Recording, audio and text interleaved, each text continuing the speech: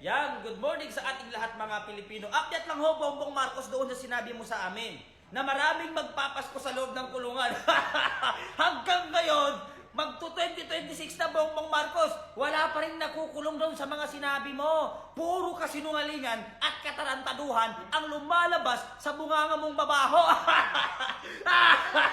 Manang-mana sa'yo, etong mga vlogger mo na puro kiki ang lumalabas sa mga bunganga nila. Puro kapalpakan, puro kasinungalingan ang kanilang mga pinapalabas sa kanilang mga Facebook page at sa kanilang mga vlogging. Kaya sila sa'yo na wala nang sinabi na natutupad. Lahat ng pangako mo, puro nababaluktot. At yan tuloy, anong napala mo sa kasinungalingan mo? Anong napala mo? 3% lang ang nakuha mo.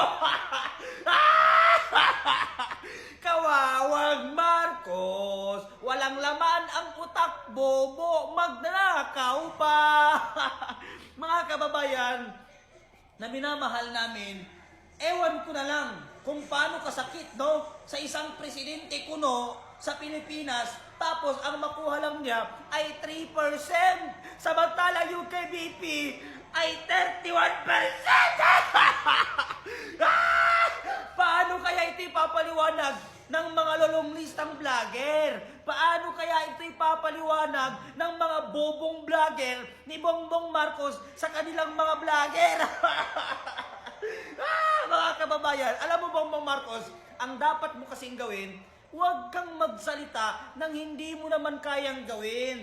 Kasi sa totoo lang, napakahina mo Bongbong Marcos. Pa mga kababayan na nakakapagtaka, puro siya dakdak ng dakdak. Naalala ho ba ninyo? Noong sinabi ho ni Bongbong Marcos na maraming magpapasko sa loob ng mga kulungan na magdanakaw. Bongbong Marcos, ipakulong mo muna yung pinsan mo na si Martin Romualdez at ipakulong mo ang sarili mo kasi alam namin na ikaw ang pumipirma sa mga nangyayaring nakawan na yan sa gobyerno. Hindi nila mananakaw yan kung hindi mo pinipirmahan ang budget. Kaya may magdanakaw kasi merong presidenteng bobong magdanakaw.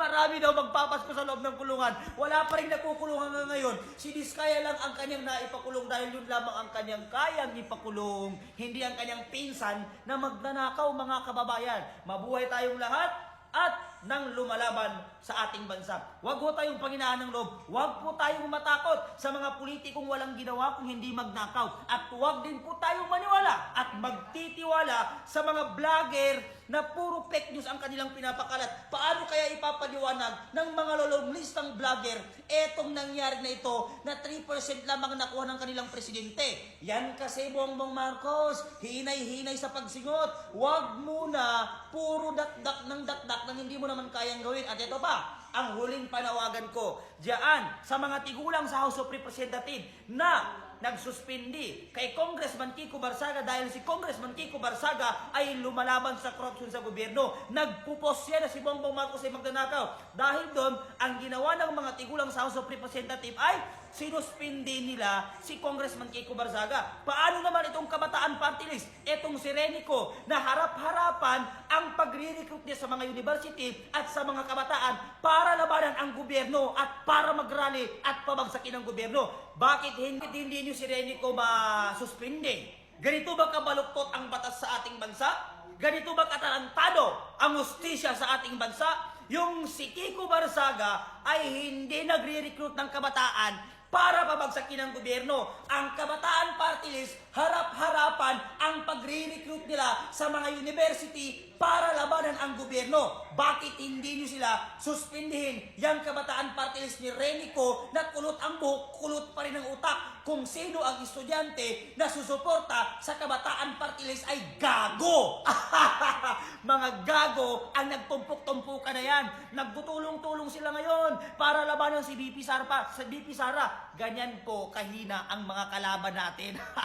Ganyan kahina ang mga kalaban natin. Nagtumpok-tumpukan, nag-alyansa ang dating magkaaway para labanan at pabagsakin si BP Sara. Pero dahil ay may paninindigan at merong malasakit sa ating bansa, hindi nila magagawa ang kanilang mga plano. Sapagkat nandyan ang Diyos para tignan kung sino ang tama at mali at hindi kailanman mananaig ang kadiliman ni Bongbong Marcos. Pati yung mga ngiwi-ngiwi, pati yung mga congressman na dito na yung bibig na punta dahil na-stroke ang mga bakla.